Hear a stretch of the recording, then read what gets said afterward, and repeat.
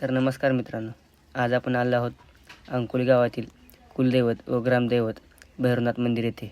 आपण मंदिराच्या समोर येताच सुंदर अशी मोठी कमान दिसते. कमानीतून आत येताच मन प्रसन्न करणारे सभामंडप दिसून येते. आज नाथांचा वार रविवार असल्या कारणाने गर्दी खूप होती.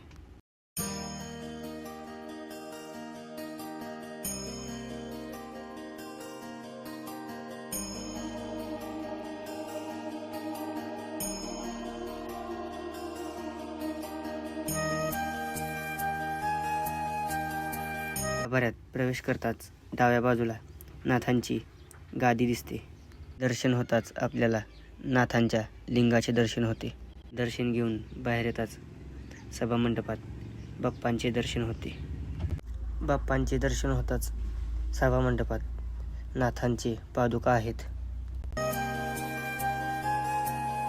देवळाच्या परिसरात मोठे असे डेरेदार गोल भव्य शिखर आहे.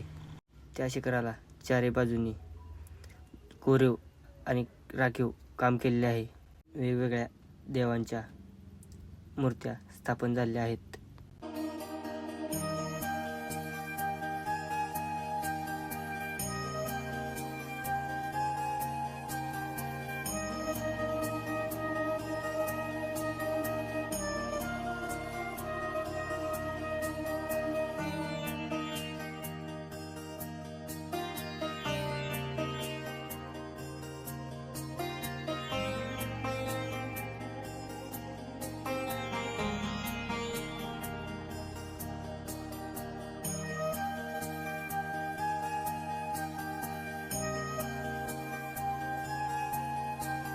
तर मग कसं काय वाटला मित्रांनो ब्लॉग? जर चांगला वाटला असेल तर लाईक, सबस्क्राईब आणि बेल आयकॉनवर क्लिक करा. भेटूया पुन्हा नवीन एका ब्लॉगमध्ये.